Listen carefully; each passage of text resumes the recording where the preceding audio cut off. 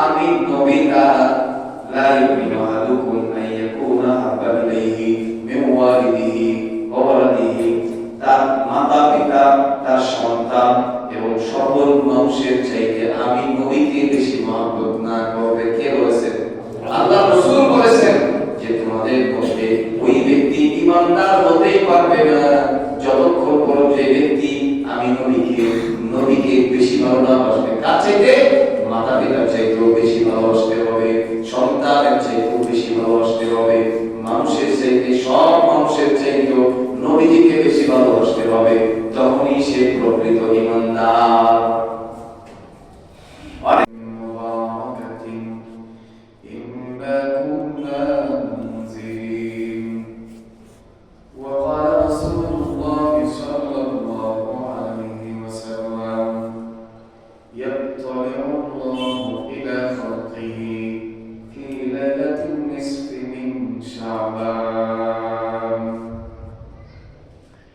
فيغفر لجميع خلقه إلا لمشرك أو مشاحن أو كما قال النبي عليه الصلاة والسلام إن الله وملائكته يصلون على النبي يا أيها الذين آمنوا صلوا عليه تسليما اللهم صل على محمد وعلى آل محمد كما صليت على إبراهيم وعلى آل إبراهيم إنك حميد مجيد اللهم بارك على محمد وعلى آل محمد كما باركت على إبراهيم وعلى إنك حميد مجيد لا إله إلا الله لا إله إلا الله لا إله إلا الله لا إله إلا الله محمد رسول الله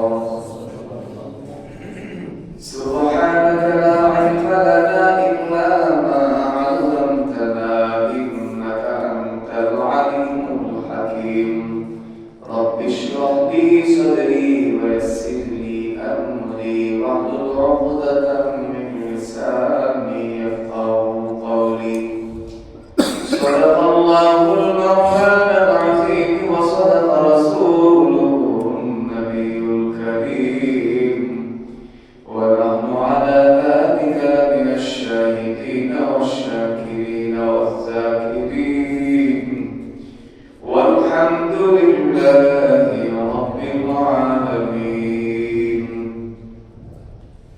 الحمد لله মহান আল্লাহ রব্বুল আলামিন দরবারে সকল শুকর ও সুজুদ যে মহান আল্লাহ রব্বুল আলামিন আমাদেরকে 14 শাবান জুমা নামাজ এর জন্য আল্লাহর মসজিদে আগে এসে বসার এবং দিনে কিছু কথাবার্তা শোনার জন্য ধৈর্য সহকারে বসার তৌফিক দান করেছেন। এই জন্য শুকরিয়া আদান করি আলহামদুলিল্লাহ। লাখ কোটি দরুদ সালাম ও বারাকাত আলাইহি রাহমাতুল লিল আলামিন শাফিউল মুজলিমিন ইমামুল মুরসালিন সাইয়্যিদুস সালালাইন حبيب كبرياء أشرف الأنبياء سابق وسط مدينة كراجدار جناب محمد رسول الله صلى الله عليه وسلم المبارك الله رب العالمين আমাদের জন্য যে শাবান মাস আমাদের জন্য পাঠিয়েছেন, এই শাবান মাস পুরো বছরের ভিতরে একটি গুরুত্বপূর্ণ দামি মাস। কিভাবে রজব মাসের এবং রমজান মাসের মধ্যবর্তী একটি মাস হলো শাবান মাস। আল্লাহ রাসূল সাল্লাল্লাহু আলাইহি ওয়াসাল্লাম এই শাবান মাসকে অনেক গুরুত্ব দিতেন।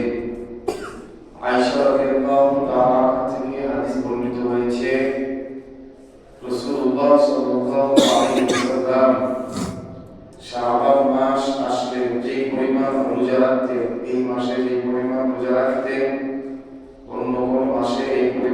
রোজা তিনি রাখতেন না রমজান ছাড়া।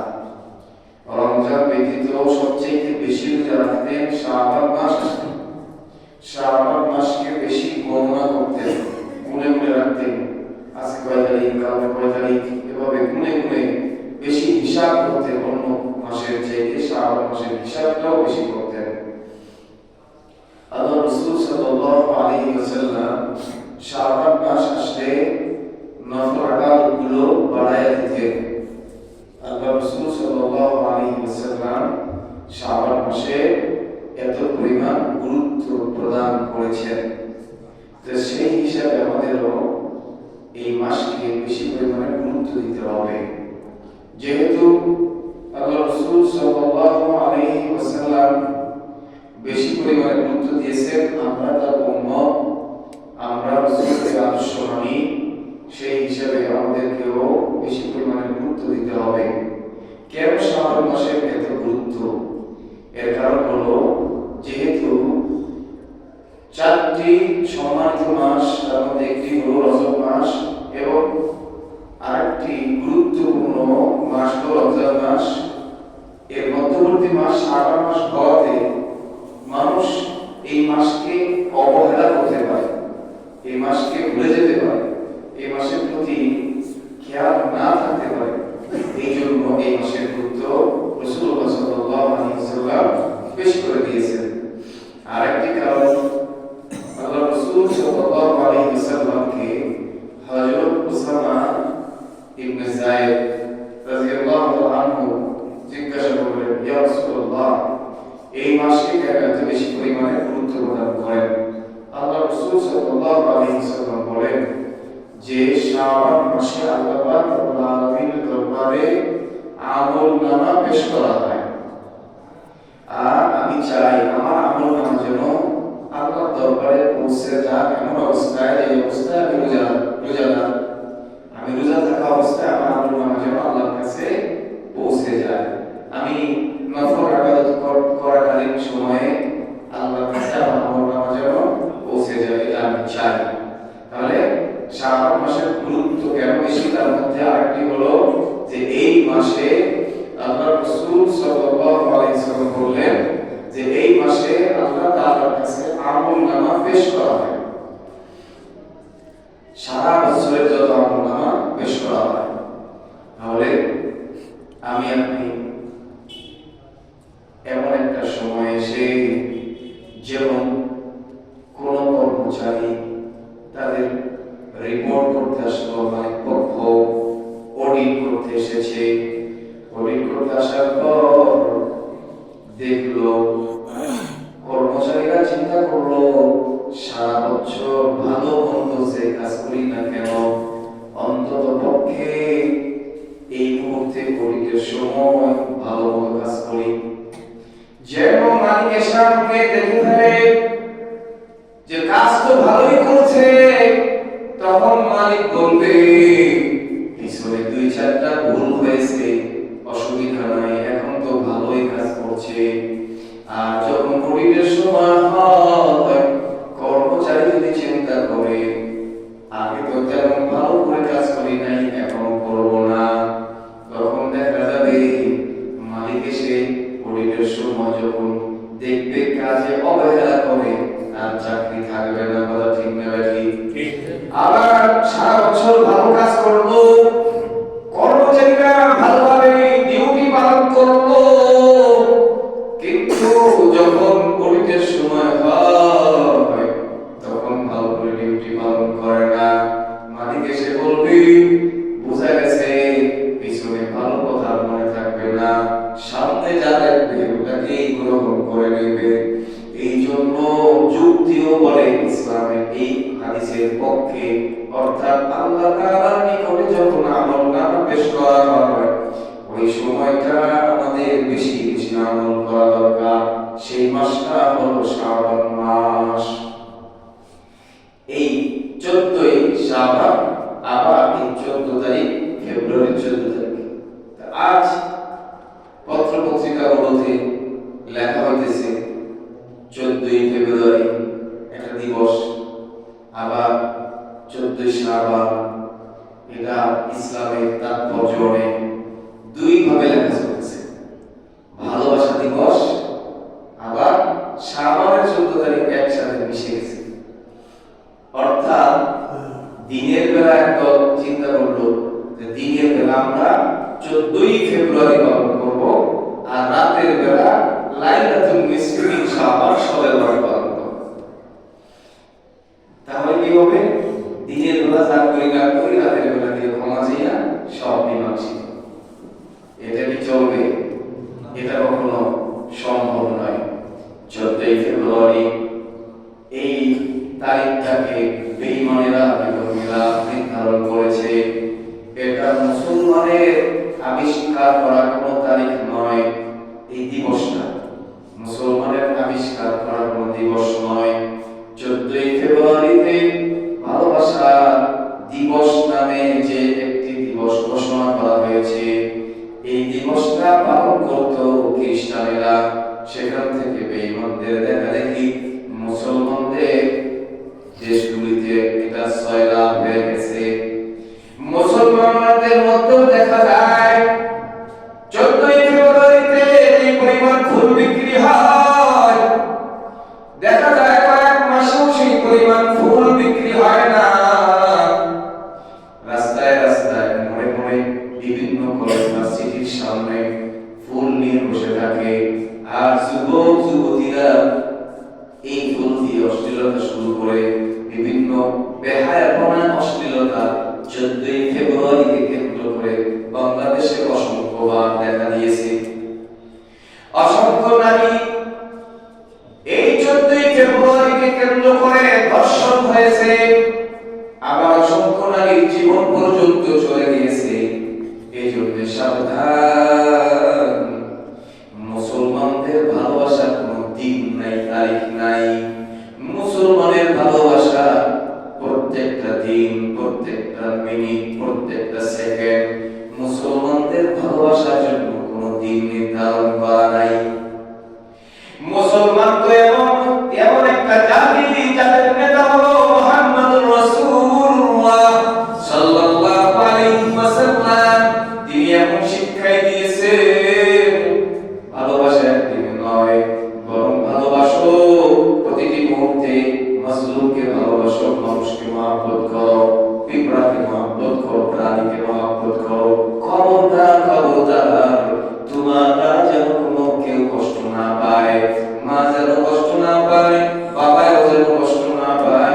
তোমার দ্বারা বাপ হইয়া সন্তানকে কষ্ট দিও না, ভাই হইয়া ভাইকে কষ্ট দিও না, বোন হইয়া বোনকে কষ্ট দিও না, কেউ কাউকে কষ্ট দিও না। সবাই সবাইকে মহব্বত করো, যখন যা প্রয়োজন সে অনুযায়ী তাকে দাও। মুসলমানের নেতা মুহাম্মদুর রাসূলুল্লাহ সাল্লাল্লাহু আলাইহি ওয়াসাল্লাম এই আদর্শই শিক্ষা দিয়েছেন। আল্লাহ পাকের রাসূল সাল্লাল্লাহু আলাইহি ওয়াসাল্লাম বলেছেন, মান আহাব্বা লিল্লাহি ওয়া মান আবগাদা লিল্লাহ, আহাব্বা লিল্লাহি ওয়া আবগাদা লিল্লাহি ওয়া আ'তা লিল্লাহি ওয়া মানা লিল্লাহ। হাদিসে আল্লাহ রাসূল বলেছেন, ভালোবাসা হবে আল্লাহর জন্য, শত্রুতাও হবে আল্লাহ তাআলার জন্য, দান করতে হবে আল্লাহ তাআলার জন্য, আবার দান থেকে বিরত থাকতেও হবে আল্লাহ তাআলার জন্য। দান করতে হবে আল্লাহর জন্য, গরীব অসহায় দান করো। কিন্তু টাকা চাইতে এসেছে এমন একজন ব্যক্তি, যেই ব্যক্তি টাকা দিয়ে মদ কিনবে, গাঁজা খাইবে, যেই ব্যক্তি টাকা দিয়ে যাত্রা পালা করবে, যেই ব্যক্তি টাকা দিয়ে গান বাজনার আসর বসাবে, এখানে থেকে বিরত থাকো। কার জন্য? আল্লাহর জন্য। আবার কাউকে যদি মহব্বত করে সেটাও কার জন্য? আবার কারোর সাথে যদি শত্রুতাও করে সেটাও তাকে খুশি করার জন্য আল্লাহ। এই জন্য সব কিছু হিসাব মিলায়া নিতে হবে। আমি তাকে কেন গালি দিলাম? আল্লাহকে খুশি করার জন্য দিছি কিনা? তাকে কেন আমি শত্রু মনে করি? আল্লাহকে খুশি করার জন্য করি কিনা? তাকে কেন ভালোবাসি? প্রশ্ন করলে যেন আল্লাহ তাআলা দরবারে কিয়ামতের মাঠে উত্তর দেওয়া যায়। এই তুমি তাকে কেন মহব্বত করেছো? বলে তারে মহব্বত করেছি আমি আল্লাহ তাআলাকে ভালোবাসি।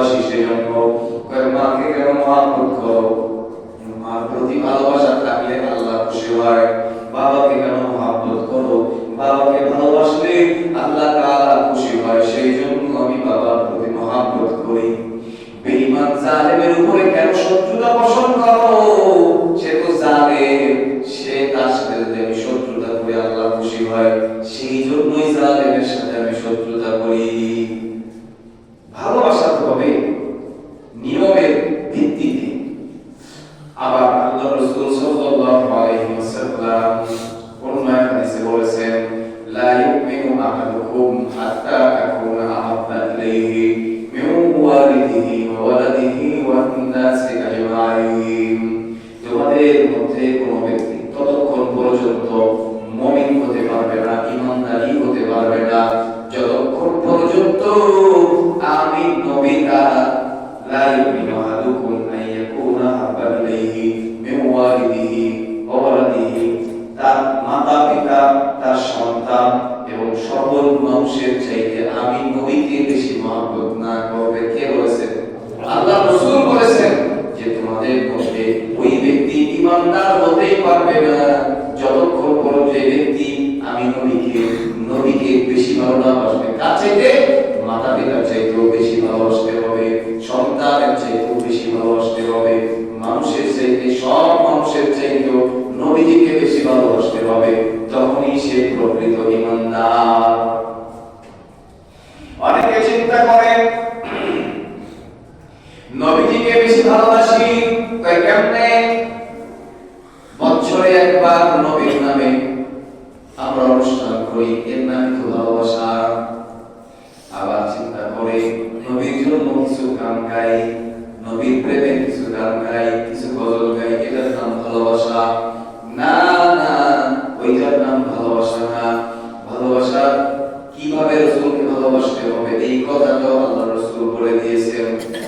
আল্লাহ রাসূল বলেছেন, মান আহাব্বা সুন্নতি ফাকাদ আহাব্বানি ওয়া মান আহাব্বানি কানা মাই ফিল জান্নাহ। যে আমার সুন্নাতকে ভালোবাসলো সে আমাকে ভালোবাসলো।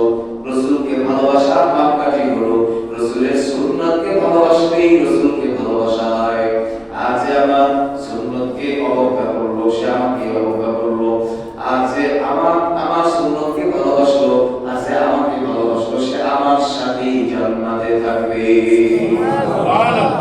রাসূলের সঙ্গে জান্নাতে থাকার জন্য সবচেয়ে বড় অস্ত্র, বড় আমল রাসূলের সুন্নাতগুলিকে মানা, আমল করা। রাসূলের সুন্নাতগুলি যদি মানা হয়, আল্লাহ নবী বলতেছেন আমার সুন্নাতকে যদি মানো তাহলে তুমি আমাকেই ভালোবাসলা। কারণ নবীজি তো দুনিয়ায় এখন নাই, তার কাছে গিয়া তার ওয়াদা শোনার মতো কোনো সম্ভাবনা নাই। নবীজির পাশে বসে বসে হাদিস শোনার মতো কোনো সম্ভাবনাও নাই। নবীজির সামনে গিয়া এই কথা বলার কোনো সুযোগ নাই। ইয়া রাসূলুল্লাহ, আপনার দিকে তীর আসতেছে, বেঈমানেরা আপনাকে তীর মারতেছে, তরবারি আঘাত করতে চায়, আমি দেহটাকে দিয়ে দিলাম, আপনার সামনে দাঁড়ায় গেলাম, যদি তীরগুলো মারে আমার বুকের ভিতরে এসে লাগবে, এমন কথার কোনো সুযোগ নাই। এই জন্য আল্লাহর রাসূল জানায় গেলেন, যদি তোমরা আমার সুন্নতকে ভালোবাসো তাহলে আমাকেই ভালোবাসা হবে, আর আমাকে যদি ভালোবাসো তাহলে আমার সাথে জান্নাতে থাকতে পারবা। সুবহানাল্লাহ। সুন্নত মানবো তো ইনশাআল্লাহ? ইনশাআল্লাহ। ভালোবাসা দিবস নামে মুসলমানদের আলাদা কোনো দিবস আছে?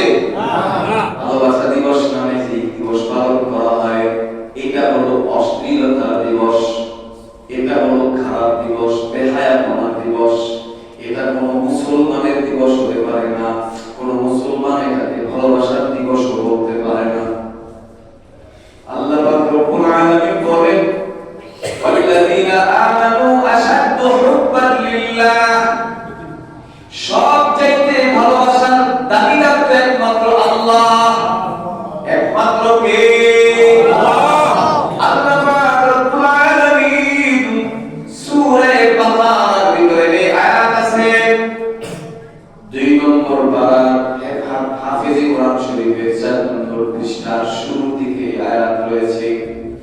বড় একটা আয়াতের এক অংশ আল্লাহ পাক বলেন ওয়াল্লাযীনা আমানু আশাদ্দু হুব্বান লিল্লাহ। ওই সমস্ত ঈমানদার যারা ঈমানদার তাদের অন্তরে আমি আল্লাহর মহব্বত সবচেয়ে বেশি। যারা ঈমানদার যারা মুমিন বান্দাদের মহব্বত সবচেয়ে বেশি, আল্লাহ তাআলার মহব্বত বেশি মুমিন বান্দাদের অন্তরে। কেনই বা ভালোবাসবো না? আল্লাহ তাআলার নিয়ামতের অভাব নাই। চোখ আল্লাহর নিয়ামত, কান আল্লাহর নিয়ামত, নাক আল্লাহর নিয়ামত, জিহ্বা আল্লাহর নিয়ামত। কত নিয়ামত ভোগ করিয়া এই দুনিয়ার বুকে চলাফেরা করছি। আল্লাহ তাআলাকে যদি ভালোবাসা না হয়, ওই ব্যক্তির মতো কামল করা আর বোকা আর কেউ হতে পারে না। এই দুনিয়ার বুকে স্বামী তার স্ত্রীকে ভুলে যায়, সময় লাগে না। যদি স্বামী মারা যায়, স্ত্রী অল্প কিছুদিনের ব্যবধানে স্বামীকে ভুলে গিয়া অন্য জায়গায় সংসার চালায়। আবার যদি স্ত্রী মারা যায়, স্বামীও কিন্তু অল্প দিনের ব্যবধানে ভুলে অন্যত্র সংসার শুরু করে দেয়। এই দুনিয়ার বুকে 1 টাকার জন্য 5 টাকার জন্য বন্ধুকে হত্যা করে ফেলে। এই বাংলার জমিনে মা তার সন্তানকে স্বার্থের জন্য হত্যা করেছে, ঘটনাও ঘটেছে। এই বাংলাদেশে অভাব নাই। 10 বছর 20 বছর স্বামীর সাথে একসঙ্গে ঘুমায়, 20 বছরের মাথায় কোনো কারণে ঝগড়া লেগে গেছে, দুজনের মধ্যে ছাড়াছাড়ি, এমনকি একজন আরেকজনের হত্যাও পর্যন্ত করে ফেলে। শুধু কি তাই, হত্যা করার পরে খুন করেও ফেলার ইতিহাস আছে। এর মুসলমান ইমানদার মানুষ মানুষকে ভালোবাসে স্বার্থের জন্য। আল্লাহ তাআলার ভালোবাসায় কোনো স্বার্থ নাই। আল্লাহ বলেন, বান্দা আমি আল্লাহ তোমার সৃষ্টি করলাম, আবার আমি আল্লাহ তোমার সব নিয়ামত দিলাম, আমি আল্লাহ তোমাকে জ্ঞান দান করলাম, আবার আমি আল্লাহ কোরআন দান করলাম। ভালো হয়ে চলো, পরীক্ষা দাও। আমি আল্লাহ আবার তোমার জন্য জান্নাত বানাইলাম, তোমার জন্য এমন জান্নাত বানাইলাম যেই জান্নাত কেউ কোনোদিন চোখেও দেখে নাই, কল্পনাও করতে পারবে না। আ'আদাতু লি'ইবাদিয়াস সালিহিন মা লা আইনুন রাআত ওয়া লা উযুনুন সামি'আত ওয়া লা খাতারা আলা কলবি বাশার। আল্লাহ বলেন, আমি আল্লাহ এমন জান্নাত বানাইলাম, ওই জান্নাত কেউ কোনোদিন কল্পনাও আনতে পারবে না। কল্পনায় আনবে যে এরকম হতে পারে, এমন হতে পারে, উড়াল দিবে, এমন হতে পারে, চাওয়ার সাথে চলে আসবে, কল্পনা হতে পারে, কল্পনায় আসবে না। আল্লাহ রাসূল বলেন কল্পনাতেও আসবে না। আল্লাহ রাসূল বলেন, আল্লাহ তাআলা বলেছেন, আমি আল্লাহ এমন জান্নাত বানাইছি কোন চোখ সেটাকে দেখতে পারে নাই। আমি আল্লাহ এমন জান্নাত বানাইলাম কোন কান ওই জান্নাতের মজা কখনো শুনে নাই। এই জন্য আল্লাহ তাআলাই বলেন মহব্বতের একমাত্র দাবিদার। দুনিয়ার সব মানুষ স্বার্থের জন্য একজন আরেকজনের ভালোবাসে। যদি টাকা একটু স্বামীর কম হয়, সারাদিন ঝগড়া লেগে থাকে। স্ত্রীর যদি সুন্দর মতো চাওয়া অনুযায়ী না পায়, স্বামীর সঙ্গে ঝগড়া লেগে যায়। আবার স্বামী যদি স্ত্রীর কাছ থেকে তার পাওনা অনুযায়ী না পায়, ঝগড়া লেগেই থাকে। বন্ধুত্ব টিকে না, স্বার্থ যদি না থাকে বন্ধুত্ব টিকে না। সব জায়গায় স্বার্থ ছাড়া কেউ কাউকে ভালোবাসে না। হে আল্লাহর বান্দা, অসুস্থ ব্যক্তির কাছে কোনো বন্ধু থাকে না, দুর্বলের কাছে কোনো বন্ধু থাকে না, গরিব মানুষের কাছে কোনো বন্ধু থাকে না, অভাবীর কাছে কোনো বন্ধু যায় না। কথা ঠিক না বেটি? টাকা একটু বেশি হয়ে গেছে, আপনার বন্ধুর অভাব নাই। ক্ষমতাবান হয়েছে, কোনো বন্ধুর অভাব নাই। মন্ত্রিত্ব পাইছে, বন্ধুর অভাব নাই। এমপিত্ব পাইছে, বন্ধুর অভাব নাই। এমপিত্ব শেষ, বন্ধুও শেষ। চেয়ারম্যান নাই, বন্ধুও নাই। টাকা পয়সা কমে গেছে, বন্ধুও নাই। আল্লাহ বলেন, বান্দা চারিদিকে যত বন্ধু বানাবো কোনো লাভ হবে না। যাদেরকে বন্ধু মনে করো আসলে তারা বন্ধু না। আল্লাহ বলেন আল্লাহু ওয়ালিয়ুল্লাযিনা আমানু ইউখরিজুহুম মিনাজ যুলুমাতি ইলান নূর। বন্ধু হলেন একমাত্র কে? আল্লাহু ওয়ালিয়ুল্লাযিনা আমানু ইউখরিজুহুম, আল্লাহ বলেন মুমিনের বন্ধু, ইউখরিজুহুম মিনাজ যুলুমাতি ইলান নূর, তিনি তো অন্ধকার থেকে মুমিনদেরকে আলোতে নিয়ে আসেন। অন্ধকার থেকে আলোতে আনেন।